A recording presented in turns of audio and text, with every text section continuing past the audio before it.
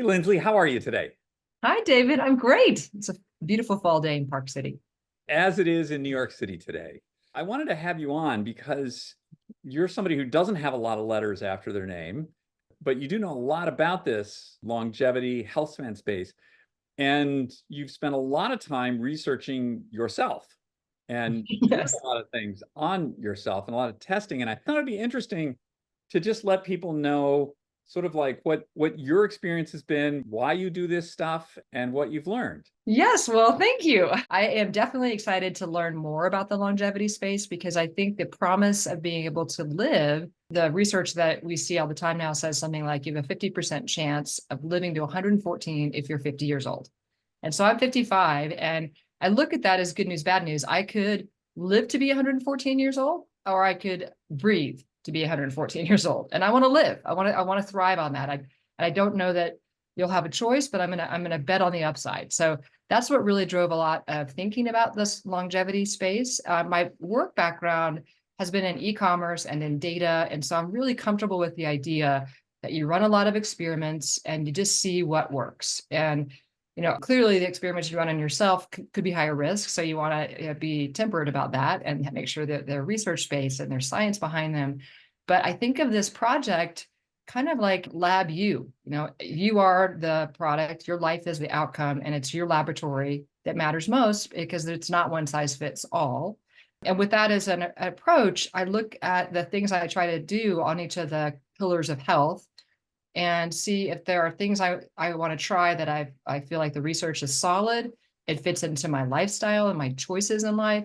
And then can I measure, does it have an impact? How do I feel that it was worth the time or the effort to do the thing, whatever the thing was? Exactly. I want to get into some of the specifics of this in a second. The first thing that comes to mind is I recall maybe it was a year or two ago, you showed me some before and after brain scans. Yes. What were those? Yes. I put kind of like everybody during COVID had a rethink on what was going on in life and relationships. And I was looking around in my community, my friends, my family, and there are a lot of people who were struggling with just the basics of feeling good about life, mental health, a lot of external reasons why. But it made me curious, could you treat your mental health and your outlook on life like you treat a bicep? Like, is there a protocol that you could follow? You could work it out and you could improve it. So I went pretty deep in that science. And the good news is that having a positive outlook, there's a ton of research that says it's worth it. It's worth the exercise. You live longer, you make more money, you have better relationships. So there's a whole lot of reasons why it's worth doing other than just rose-colored glasses or Pollyanna kind of sentiment.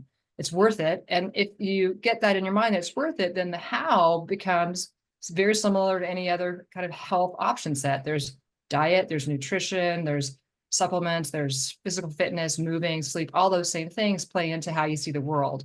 And as I got into that research, I wanted to understand the neurochemistry of the brain and how could you move the needle on your own neurochemistry without pharmaceutical assistance. So that was what I was exploring. And I came across the work with Dr. Amen, who is most well known, I think, for his work he did in the NFL, where he was one of the first alarm bells and a broad set of data around the impact of concussions and working with the players to heal themselves from those concussions by using things like, sleep protocols and diet and exercise. So I went and got a brain scan, and it's pretty easy to do in terms of, you do some cognitive tasks. You then are rolled into a machine. He uses something called a SPECT machine that feels like an MRI. Your brain is scanned for 15 minutes.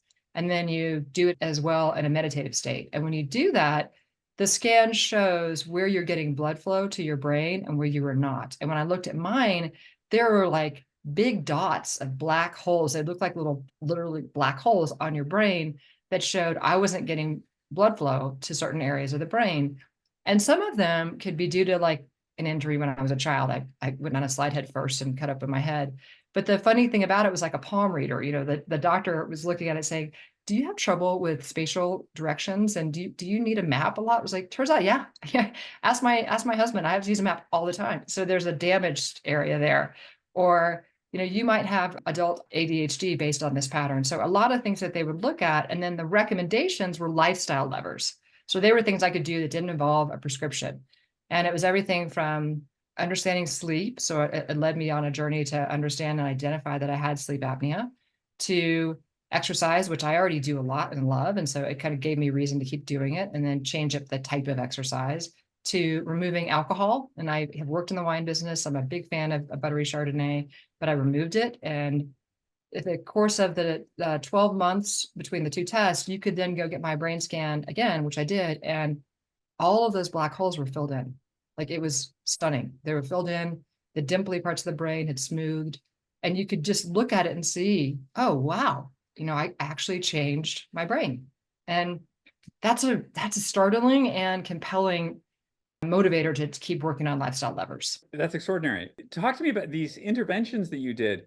They were suggested to you by the people who read the scans, or you? Yes, yeah, they were. And there you can access these interventions for free online.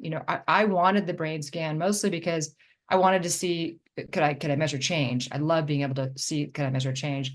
And also feel really comfortable with the recommendations and kind of the data behind it. When I'm working with midlife women and some of the coaching and workshops, I describe what I went through, and I describe the lifestyle levers that I did. And I can also show that there is data that worked in me. So I'm an N of one, but it doesn't necessarily require everybody to go get a brain scan. You can do online cognitive tests and just check yourself, and they're free, accessible. You can get them on Dr. Amen's site, and then there are a myriad of others that I can send to you. But you can check in on your brain health, play with levers, and then check in again. Before we go any further, you mentioned working with women and workshops, because I'm really bad with promoting people's stuff. So what are you doing? When are you doing it? Because I know you're doing it with a couple of our friends. Yes. So in November, I think it's the second or third weekend in November, November 14th, I'm working with Anissa Buckley of Be Untethered. She's a thought leader in midlife and postmenopause women health and nutrition, especially when you think about movement and adventure as a catalyst for change. And then also Dr. Jen Wagner, who is a thought leader on all things women, resilience, performance. She has got a great emphasis in peri and postmenopause, and coming through lifestyle levers that can really help midlife women power up their back half. So the three of us are getting together, and we're excited to be able to offer women a way to do a lot of these assessments that I've done and Anissa and Jen have done, and then be able to translate the outcome of those assessments into a super actionable, easy to do, based on their lifestyle priorities, game plan. Because I think one of the things in this longevity space that can be overwhelming is you look at it and you're like, oh my gosh, I have to do 5,000 things every day, and you just give up. And what we hope to empower women to understand is, no, there's 5,000 things on offer. You pick and choose the ones that you want to do in your lifestyle, and then throw some metrics in there and see what's working. And if it's too much friction to do something that's on the recommendation list and you're not seeing any results, let it go. And if something seems really easy and you're seeing results, double down. What's your workshop called? Radiate. And Radiate. How to map your back half. we're going to leave a link to this in the show notes. If people don't want to go to the show notes, how do they find it? It's in Eventbrite, Radiate Workshop. In Eventbrite. Okay, let's get back to testing. Thank you. I wanted to get that in because I just know, like, Thank you. I appreciate that. I know all you guys, and if anybody's thinking about this, these are three awesome women who really know what they're talking about. Thank you. To me, the sort of essence of any kind of change is some sort of a test. You just can't come out of the blue and be like, oh, I'm going to do whatever or whatever Yes. you can. But it would seem like if you have a set of tests and then you change something, you test again, and then you can say, this works, it doesn't work. So I know for myself, like with my sleep, I wear a Whoop sleep tracker. So I've got it like really dialed in because of that. What are some of the testing things that you've used that you like? Yes. That is such a great question, because I'm a huge fan of the variable testing as well. I used to do that in a marketing context. We'd throw up a bunch of ads, change the picture, change the copy, and start to play with all those levers. So in this space, I think of it across two axes. So there's like form factors, okay, it's a wearable, it's a blood test, it's a consumer platform, it's pen and paper. Those are all the ways you can capture data, right? And then it's, what are you testing? And that kind of falls into big chunks of category interest as well, like cognition. That's a set of tests. We talked about the brain scan. There's also emotional well-being. And so I have a series of tests that I like to run. Dr. Amen has the happiness test. It's super easy. It's 50 questions. You can do it with your family, and you can check how you're feeling on a happiness score. Dr. Fredrickson, Barbara Fredrickson, has a really great positivity mindset test, which is really cool because the way she built it was with a mathematician to find the kind of perfect ratio between authentic positivity and it's a little too super sweet. And it helps you look in on your day and check in on how you're feeling versus what happened in your day. Real easy. Just fill it out. You can do it, once a month, once a day, whatever you're interested in. And then there's the ones that are kind of a little more tied to this longevity question or midlife, the physical fitness test. I like to do a grip strength test. It's really straightforward. You could order the machine on Amazon. You're the one who turned me on to that. And it's like $25, a little plastic thing you squeeze, and you can check your grip strength. If you don't have that, you can just hang from a bar and see how long you can hang. And so that's a key metric for strength and longevity health, and the ability to build a big enough foundation so that as it inevitably erodes over time, you've got room to be from where you are now to where you want to be in 100 years. So grip strength is one. VO2 max. There are a lot of places to get a VO2 max, DEXA scan, DEXA body, but I think there are great ways, and you can read it online on how to do it, on how to test VO2 max in your backyard. So it doesn't have to always be, an external partner. So VO2 max is a metric that I would test every quarter. And I get really interested in it right before ski season, because I'm going to go skinning and I want to build up my VO2 max to be able to do that. Balance is another one that I test and recommend people to test just by standing on one leg. Can you do it for more than 2 minutes? And if you can't, then you've got balance things to build. So that's the physical fitness group. Then there's the body comp stuff, which I think body comp, people often think of it as how do I look, and am I aesthetically looking healthy? And that's important for a lot of reasons as well. But it's more about, is your bone strength, your bone density solid? Is your visceral fat at a low enough level that you don't need to worry about it? So that's something that I test. And that one, I would say, David, you could do that at a DEXA scan or a DEXA body, whoever is doing that. But I also found a scale online. It's called a do fasting scale. It's kind of a weird name, but I calibrated it to both a DEXA scan as well as to an in-body, which you'll come across at an Orange Theory or some of the F45s. And it's right there. It's 99%. So that's, again, accessible. You don't have to go somewhere. You don't have one near you. And then I think the last category are things about your nutrition, your blood markers, your hormones, the saliva tests, things that check your gut health. And so all of those I frame in between, all right, I need to know my baseline, like where am I starting from? And then if the decision on whether or not I'm going to get another test is based on whether or not I'm going to change some actions and behaviors in hopes to change the result on that test. So there are some things that, like I did a series of DNA tests, can't really change my DNA, but I did learn from it, right? I learned how I'm wired and what things are going to be potentially more challenging for me than others. But I just need to do that once, right? Something like my gut health, that's something I want to pay attention to. I want to make change there. So I'm going to get that one probably once every 6 months, because it takes a while to make the change, and kind of keep playing with the levers there. And then there are the ones like the daily things, like your sleep tracker. They're tracking things on a 24-hour basis. They'll play trends back to you, but they're tracking it on a 24-hour basis. I love that data. But some people don't want to know every 24 hours, did they have a good night's sleep or not? They're like, I feel fine, let's go. So again, it comes down to, what information do you think will motivate action is a set of tests, versus what information just gives you a really clear baseline of what you're starting with and how to work from there. And I think that these are different for, like, if you're somebody who tends toward obsessive compulsive, this is probably not something you want to get into. Yes. Just Yes. leave yourself alone, because the stress is probably going to cause you more difficulty than anything else. Definitely. I think Jen, she has a great anecdote where she just says, if I have a big presentation, or when she was going into surgery, she's like, I'm not going to look at my metrics, as I can't change what happened. I need to just be mentally on my game. And then I'll check the metrics later to see what I want to change for the next day.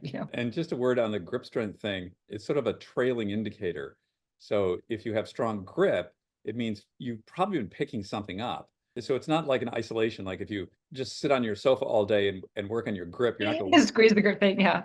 It's Yes. like a secondary for something else. And I think that the DEXA thing is, I think it's, you guys are more experts on this, but my understanding is that with the hormonal changes associated with menopause, the fat distribution changes from below the skin, subcutaneous fat, to around the organs, visceral fat. And subcutaneous fat, you may not like the way it looks, but it's not really a health issue. The visceral fat is. Yes. To my knowledge, the only way you're going to know that is if you do something like the scale you mentioned or a DEXA or something like that. Yes. My experience with, if you have them done by a medical facility, they're obsessed, sort of rightly so, with bone density. Okay, that's Mhm. great. But they often won't give you these other metrics. Right. So you got to kind of, know what you're looking for and ask for it. There's so much consumer available information now, which is exciting. And so I think maybe in the last 3 or 4 years, it feels like people can be equipped with a set of questions for their doctors in a way that they weren't, 3, 4, 5 years ago. Or actually, you let me know because you've been in this space for 10 years. But it feels like I used to go into a doctor and just say, I'm a taker, whatever you want to test, go for it. Let me know what I should care about. And now I go into a doctor and I'm like at a restaurant ordering a menu. I'm like, I want these things, please. And that would be the great idea with the DEXA scan is I need visceral fat. And I also want to know lean muscle mass because maybe I have lost weight, but if I've lost lean muscle, that's not the way I want to go. Your skeletal muscle is the core thriving component to get through longevity with energy and with health. So I don't want to lose that, So that's a different way to go in and have the conversations with your medical provider. I sort of think of it in terms of some people just want to pass fail. They just Mm-hmm. want to, and it's sort of like joining the military. Like, did I pass my physical? Well, okay, that's probably not the, Yeah. there's probably a little more of a spectrum there and things that we can ask about rather than just like, did I pass, doc? Yes. Yes. And my experience with physicians nowadays is they enjoy having those conversations, looking at Yeah. your labs, and you say like, oh, what's this liver enzyme thing that seems elevated? What is that? What does that Yes. do? And is that a problem? Maybe we should. Yes. What do you think I should do to bring this Which down? I do. Yes. Yes. I was really interested in a lot of the biomarker testing, right? So the Inside Tracker and Dr. Hyman has one, functional health. And so I was describing this to you where I went in and got from Quest Labs was pulling both, and they, this huge amount of blood goes to each of them. They're testing the same markers. And then the same day I went and had the blood draw with my doctor with the hospital facilities here. And the good news is, for the core markers, it's the same data. It is what you would expect. They're reading the labs consistently. The difference is that, at least in our environment, the hospital reading is showing me what is optimal, and it's based on the zip code where I live, or even a broader area than the zip code. If it was just Park City, I'd probably have a pretty healthy set, but a really broad set. Whereas the consumer platforms are showing me what the optimal level should be. So I could have that conversation. And I sent my lab work from Inside Tracker and from Functional Health over to the hospital and said, look, we need to talk about these, the delta in what you're saying is okay and what optimal is on these 10 markers. I want to be optimal. So let's have that conversation. But I wouldn't have had it if I didn't have this other data to come in with. Right, because they're looking for disease state, Right. which is a whole different. You don't want to be there. Right. You avoid disease state. We don't want that. Some of the other things, you told me something earlier about lipids. So your Yes. lipids being triglycerides, LDL, HDL, these things, and altitude impacting them. I'd never heard this. Tell me about this. Yeah, so it's one of the upsides. We talk about how many times should you have these biomarkers, and I was running Inside Tracker every quarter because I was trying to make a change. So there's nutrition inputs that I would play with, and I could see little steps of change, which is exciting. But the thing that I couldn't move the needle on was my overall cholesterol and my LDL and ApoB. And I kept looking at it, thinking I'm doing all of this amazing lifestyle stuff, right? This stuff should be getting better. Now I do have whatever they call, inherited high cholesterol. So it is in my DNA and it is in my anecdotal, family history. But I thought I'd at least get a little improvement. And so I was going and talking with the doctor, and we started to kind of play with, is it potentially something else? Is it that I now have been in altitude? Because it was every quarter. I've now lived in altitude 6 years. It was every quarter stepping up over the 4-year period that it was just getting a little worse and a little worse. And I was doing all this stuff to make it better. And so we went out and did a little research, and actually Dr. Jen Wagner was one who helped find it too, that there is some early research that altitude can be stressful on a myriad of markers, but cholesterol is one as well. So, we were playing with the idea of statins or not, and ended up going more with an over-the-counter herbal recommendation, berberine is what it's called. And that moved it down. So I started to get progress, and each time I go back, it's going down a little bit at a time. But I wouldn't have even known to have the question, and look at what else might be happening if I didn't have regular data points showing I'm doing all this action and it's going the wrong way. What else should I do? Yeah. Boy, I gotta call Jen now because I'm thinking, is this some sort of like, is your body producing more lipids in some Yeah. selective mode? Yeah, I don't know. And she is super smart on all of this, especially in the lipids arena because of her study and background and her family history. And there's not like a huge body of evidence. It's not, something that people have just forgotten to mention, but there were just a couple of studies. It was like, maybe it is. So when I had the conversation with my doctor, I could say, I'm not leaving altitude, but what I will do next time is I will go to sea level and run another test and see if I can see that delta. Huh. Maybe you'll see it. You just, Yeah, I don't know. I had my blood work yeah. done like just a few days ago, and I'd been at sea level I would have been at sea level for about 10 days. Maybe some new thing we're going to be onto here. Human biology is so unbelievably complicated. Yes. Let's talk a little bit about some of the testing stuff or the data that you brought in that is of no use at all. This is dumb. Why are we doing this? Yeah. I mean, there's nothing that's really like, oh my God, this is ridiculous. It's stupid. But there is some stuff that just, it's like, so what? I'm not changing this, so, I wear an Oura ring, for example, and I tried all of the different wearables and basically solved for which one am I most likely to wear and have a long battery life. But they're all kind of the same. They all have slightly different scores, but they give you the directional trend line. But some of the stuff I look at, I had the most relaxing day yesterday. I literally did nothing. I was like, reading a book, and I have this huge resilience stress alarm bell going off in my Aura. I'm like, you know what? I don't care. Like, I had a great day yesterday. So there's a little bit of trying to decide which of the metrics matter. I track HRV because everybody, as I talk about HRV being an important metric, I track it. However, what I've learned from tracking HRV is there are some things that are really tough on my HRV metrics that no matter how many good things I do in that day, it's still going to ding my HRV. Like there's no way to out sauna, out cold plunge, out meditate, out breathe, eating late at night.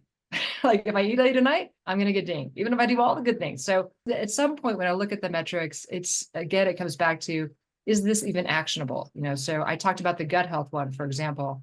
That one is a gnarly one. You got to be in it for the long haul and want to check and see if you can move the needle over 18 months. So if you don't want to, then don't track it. It's a waste of your time to go do all that. HRV is heart rate variability. Heart rate variability is an overall measure of how much stress your body has been under and is able to take on. And these stresses take the form of physical stress, emotional stress, mental stress, immune stress. To your body, it's all the same. It's coming out of the same battery. So right. It's basically tells you how much energy you've got to like deal with stress. I'm a little obsessed about it. I've measured it every morning, I think for 3 years. I use it called a Morpheus. It's just a little strap on my wrist, and I measure it every morning, and it gives me a reading post sleep. So how much recovery have I had? Where am I at? And because in my mind, I'm some kind of a professional athlete. You are. Well, I've been training like 2 hours a day, and what I've learned from Joel Jamieson, my conditioning mentor, is that you can only train to the extent that you can recover, because you sort of need the same amount of energy to do the training as you to recover from the training. So I really focus it, like no more coffee, like everything I can do at night to just like bring everything down as quickly as possible. Yes. And so I use that in the morning to see like, did it work or did I overdose?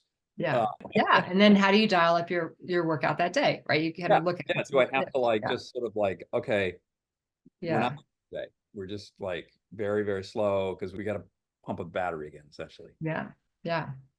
I had one of the weird learnings using the Aura, the HRV, because for me, HRV and heart rate kind of move in opposite directions, but same trend, right? So if something is hard on my HRV, it's hard on my heart rate too. So I've got this triage of like, I'm at altitude, did I eat late?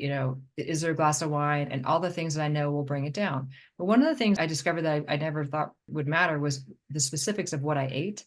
So the example I had was I was doing something called a gut reboot, and it's a group out of New York. It's called basically the gut reboot, and it's a forced menu of khichari, which is Ayurvedic, and it's basically think of it like lentil, beans, and rice, and some spices and seasoning. Super boring, really tasty, but super boring. Like the exact same thing for 5 days, and my HRV was the highest it's ever been. Wow. Actual food, yeah, khichari, and I'm an omnivore, so I'm eating a lot of meat and, chicken and all this stuff. And I would never, I'm just not interested in being a vegan, but I would never have thought that that menu, which was totally vegan, it does have obviously protein, but not nearly the same level that I would get in a normal day when I'm trying to do 100 to 110 grams of protein.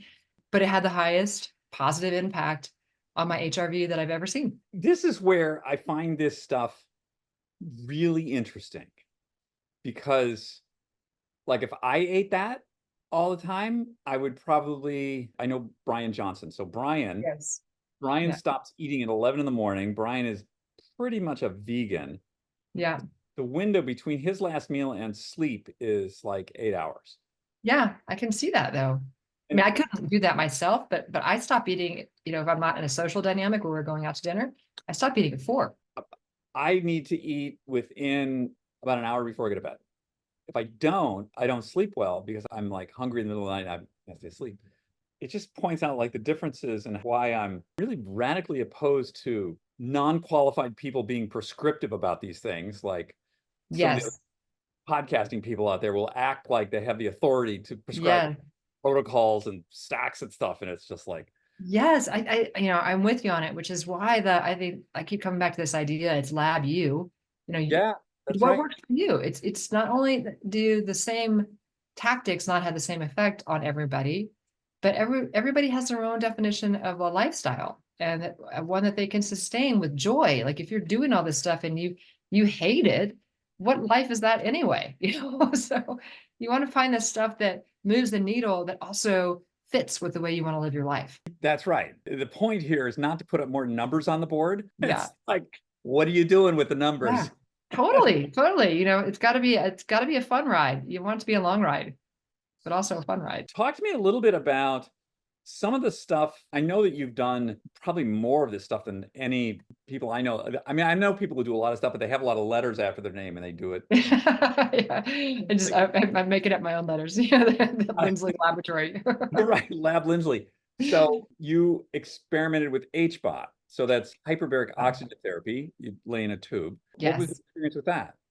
Well, there's so much research on HBOT, and I still think that is a credible lever for people who have the time and the resources and the access to it. But the reason why I was so curious about it was when I was doing a lot of the brain health metrics is I wanted to see could I track any indicator that had improved when I sat in an HBOT. You sit there for like an hour and a half, and ideally you're doing them back to back to back to back, which means it's incredibly expensive from a time perspective as well as a monetary perspective. But again, the research on it is super compelling. And so if you have a serious brain injury and you have the time and you have the money to do it, it seems like a great thing to do. But it was also recommended for if you just wanted to improve your overall brain health. So that was my premise for testing it. And I want to say I did maybe 7 sessions, and I just couldn't see anything in the data that showed a change. And people probably could argue you didn't do it enough. True. But it also, I didn't feel any differently. So that's the data points, even though I'm catching all this data from wearables and blood work and saliva, et cetera, the fundamental data is, do you feel better? That's the thing you can check in on every day. And I didn't. And so I wasn't worth the time and the expense. Some other things I played around with that, again, get lots of great write-ups. And if you enjoy doing them and you have access to them, they are super fun to do if they fall in that category. But things like super intense saunas, like an ozone sauna was one I did. And I'm a big fan of doing saunas, but this is a really specific one, and it's about deeper penetration into your blood cells. But again, I didn't really see any metric change, and I didn't have an energetic change. So I love to play with the emerging modalities. I think some of the brain stimulant ones are fun. They're like the electro signaling. Those actually, I feel more energetic afterwards. So I'm like, okay, if it's not super expensive and doesn't take a lot of time, I'll wear one of those caps again. That's pretty fun. But I don't see any, there's not a good data path to check there. I think that you bring up a really good point. The resource allocation, like some of this stuff, if you're going to medical HBOT, that's really spendy. So if you have a brain injury, that's what you need to do. You can't go in a soft-sided tent. It's got to be right. Hard Yeah, side. I mean, yeah, and there's a lot of stuff between the soft side and the hard cover. The soft side's a little more accessible for people, but what I learned in researching it is it's a little more dangerous, right? Because it does stimulate some cell growth that you may not want. And it's not at such an intense level that it kills the bad cell growth. So there's like this little gap of potential risk. So some of those things you do more reading, you're like, oh, maybe I'm not going to experiment there. I'm going to stay with the hard one. Not to mention, like you said, I mean, the research that I've seen is you need to be in, a hard-sided tank of some variety for an hour and a half. It takes about 15 minutes to pressurize, 15 minutes to depressurize. So you're anything for an hour, and you got to do it 5 days a week for Yes. weeks. Yeah. That's just, I don't know. I guess if I had a traumatic brain injury, I'd consider Right. it. There's some use cases where you go, definitely, but for every person out there who's, hey, I'm in midlife, how do I get some more energy to enjoy this? Whether you're excited at the idea of living to be 114 or whether you're exhausted by it, to some degree, we can all be hit by a truck. We can all have a tragic disease, but to some degree, it may not be your choice. That might be what happens in our society, is that we live that long. So the stuff that feels like is worth grabbing and doing is stuff that you feel like is helping you in that scenario and is enhancing your day-to-day right now. So I think that's what the metrics and the testing have done for me, is help me filter through the noise and say, sauna is an example where tons of research out there. You can see the data immediately that things have improved. P.S. I like it. It's kind of nice to hang out in a hot sauna. The flip side is the cold plunge. Data is kind of all over the board right now. I think everybody knows or agrees that it's good for the dopamine kickers. It's good for managing inflammation, maybe good for longevity. But if you hate it, don't do it. I actually like the way it feels to come out of it. So now I've bothered to learn, when do I do it relative to lifting weights? How is it different for postmenopause women than for men? Which all of these lifestyle levers are different for every individual, and especially different for the class of individuals who are female physiology, postmenopause. A whole new set of learning about the levers and being able to wear the different metrics and track change yourself helps inform how they are flowing through to you, especially to you if you're a midlife woman. Maybe a little outside of your domain expertise, but what's your thought on HRT? Well, so I think of it really as MHT now. So menopause hormone therapy instead of hormone replacement therapy, which feels like semantics, but the reason is it's a little bit of a mind shift. And I think we're hearing a lot of the experts who are, deep in this describe it that way, is that you can't really replace your hormones. So women lose estradiol and estrogen at an alarming rate. It's a natural process, but it's quick. And even when it's high variability, when it goes down, it's going down at a rapid rate and then coming back up in perimenopause. And so the idea of using hormone therapy to help you navigate the symptoms of that change in progesterone and estrogen, as well as a little bit in testosterone, it's a super powerful tool to help get through those symptoms. So and every woman's symptoms are different. Not everybody has extreme heat flashes. Not everybody has weight gain or, mood issues or memory issues, but everybody has something. And so being able to use the similar hormone patterning to help with those symptoms can be incredibly life enhancing and give women the energy and the stamina they need to get through what can be a 15-year period. I didn't realize, I'm 55. I think I went through menopause at 51. And I'm saying I think that because it was kind of during COVID and we were trying to test hormones. And I thought it was like a one moment in time, but it's really like 8 years coming in and 8 years coming out. And hormone therapy can be super effective in making those 8 years more enjoyable and, giving you the sustainability you need to kind of keep moving through the groove. I'm just going to disclaimer, neither one of us are medical professionals. Exactly. Yes. I do Medical- know. I know some, but I'm not one. But there are also a lot of Yeah. great resources online for that too. I think, Jen always mentions I think it's the North American Medical Menopause Society. So you can look up doctors who are certified in menopause. We have a colleague, Dr. Yumi Ando, who does a great job recommending platforms that people can get right online and find the answer for the hormone therapy they are hoping matches their symptoms, and then take that into their doctor. So we've come a long way in a couple of years. It's super exciting how much people are talking about menopause and hormone therapy as a norm. I think it's all, again, I'm not a doctor, so I just listed a lot of these people, but Yes. Yeah. Lisa Mosconi's work, Yes. Yes. how the neuroprotective aspects of estrogen and how like the brain diseases in women it's like 4x men. It's like 75% of Alzheimer's is women. Yeah. So it's always sort of puzzled me is it the velocity of change in the level of estrogen, or is it the absolute level of estrogen? Like if it's the velocity of change, then okay, so short term. I like your term. What did you call it? Oh, menopause hormone therapy, MHT. I like that. Yeah. So is it MHT for whatever the window of time is that would manage the velocity of change? But if it's absolute numbers, then why would you stop? Yeah. So yeah. So that's, I mean, there are some way more qualified people talking about this, but the gist of it is it's the degree of change and the absolute level. Yes. And yes. And so there's a period to get through. And I think some of the guidelines that I've heard is you want to start within a certain amount of years after you've gone through menopause or in perimenopause, and you don't want to go over 10 years and up to the age of 60. So there's like this little box around when MHT makes sense. And doctors have that answer more clearly than I am articulating it right now.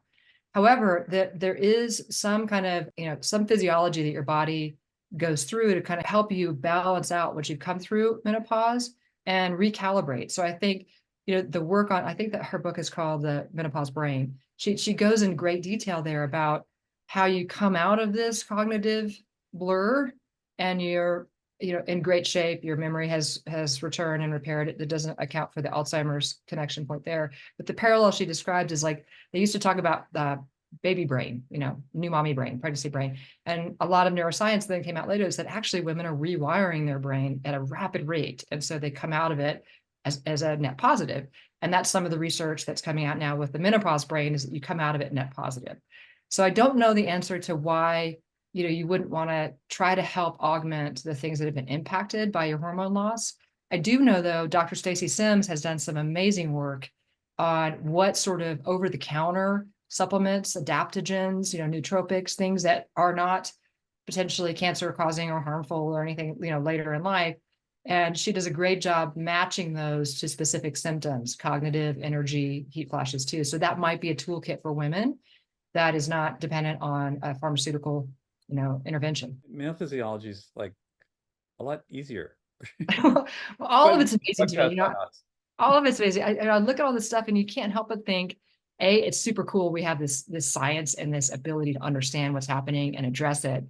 But B, like so many of these things were around 2000 years ago. Like, do we need the science? Do we always need the science? Like we joke about how you go back to Bath in the UK and see the Roman and the Celtic spas with, cold plunges and saunas and weightlifting. And you go back to the Native American and South American Indian culture, and they have a lot of these adaptogens that people have been using. So it's kind of good news and more good news, I guess. It is. And I find sometimes I catch myself and I think like, why do you have a cabinet full of supplements and you've got all these devices like strapped to what are you doing?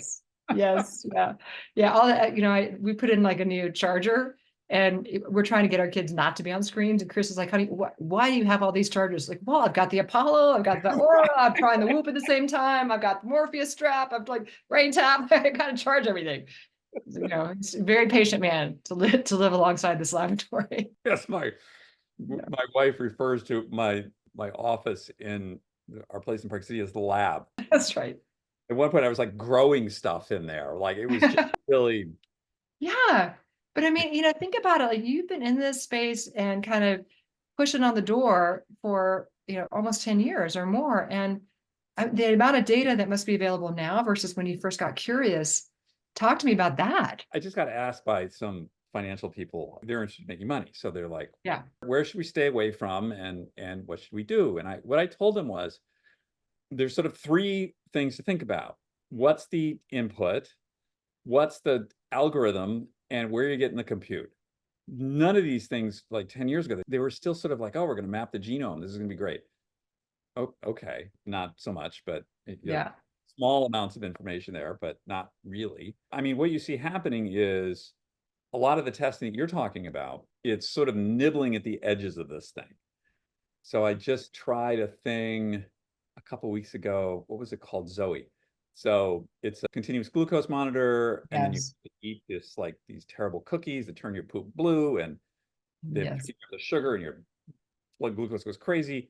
And then you monitor it for 2 weeks. They check your poop and your blood. So they're going to send me something in a few weeks about what all that is. That's interesting. Something like the Whoop Garmin sort of things. That's kind of interesting. So they're like little tiny bits of this. Our friend Leo in Park City, he's working with a company, works on radio waves. It's a non-invasive CGM.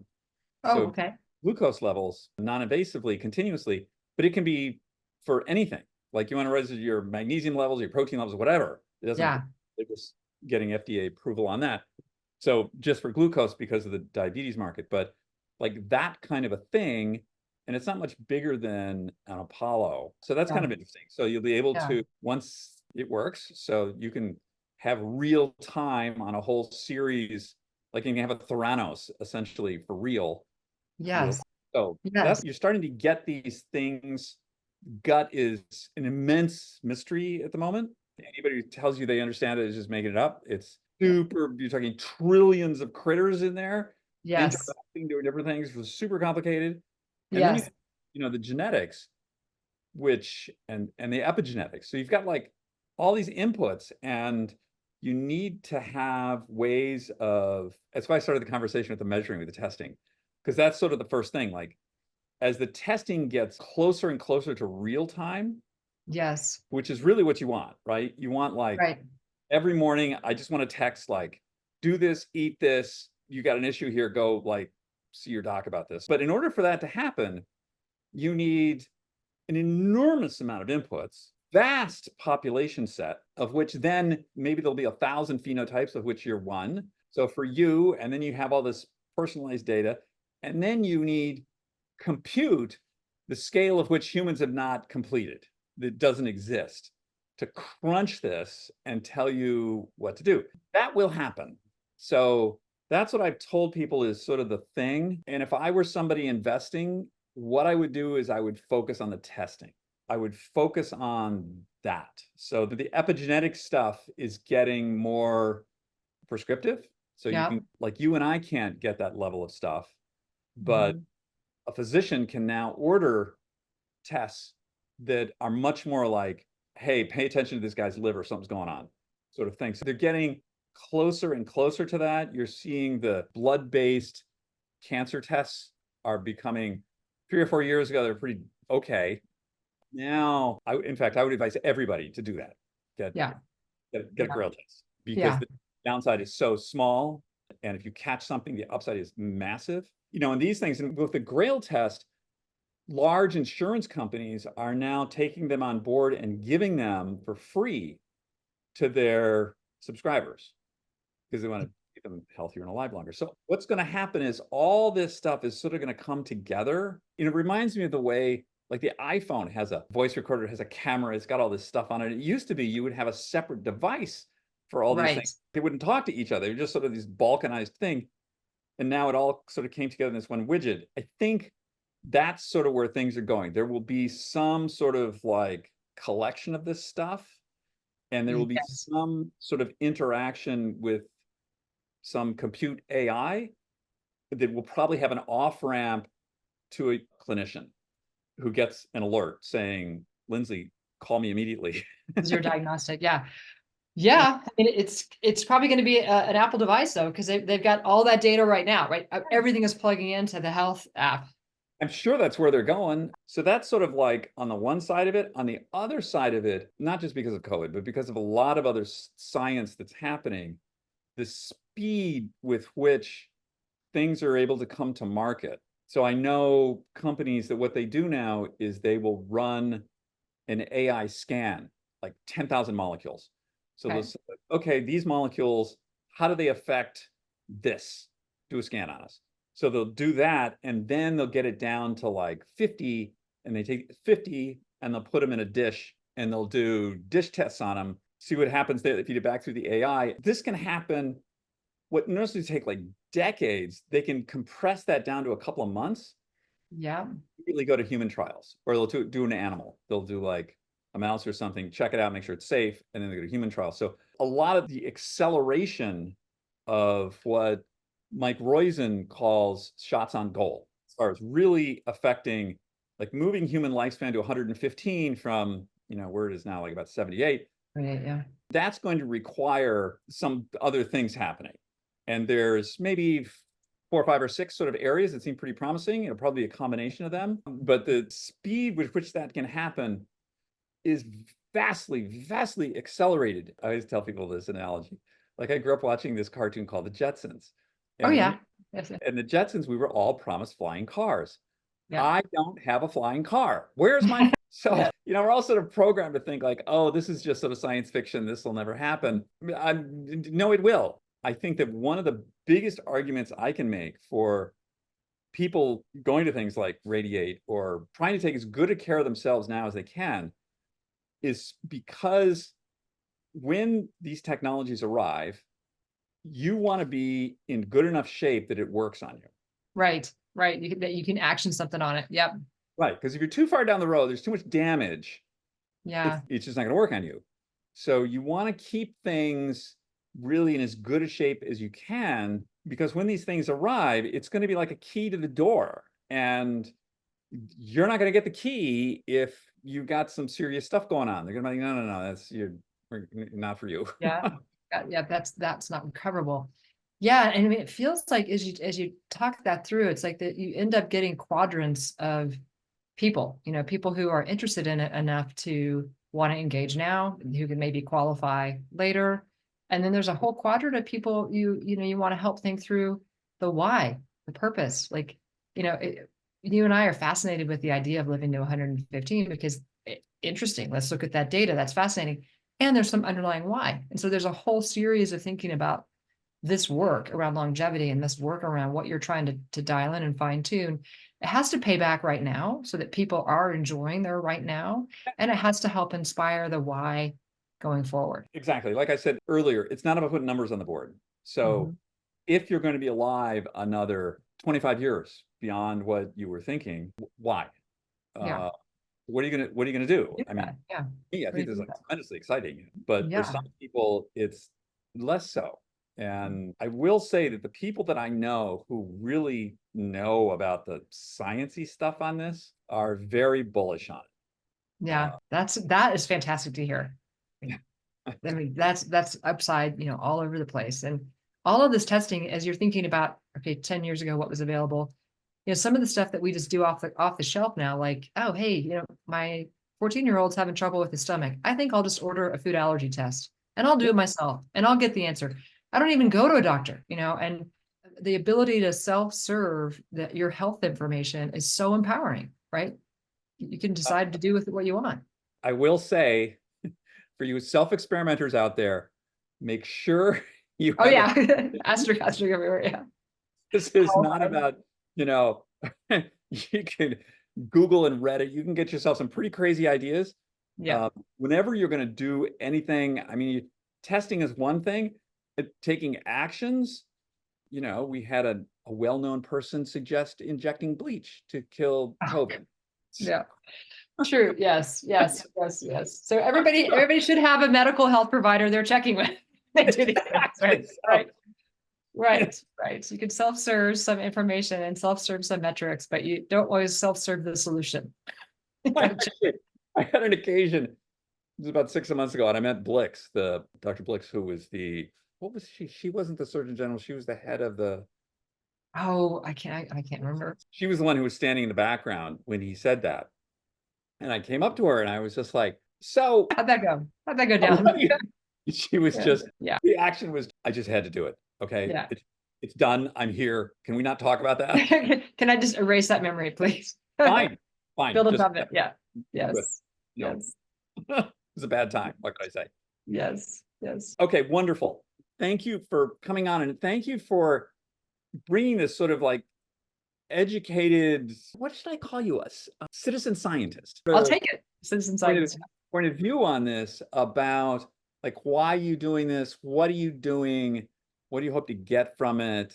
And like, how do you do this without it like becoming one of these very grim people that like ruins their lives? Yeah. I mean, I think it's exciting that you can live longer and you can feel better now and feel better later. That whole premise is exciting.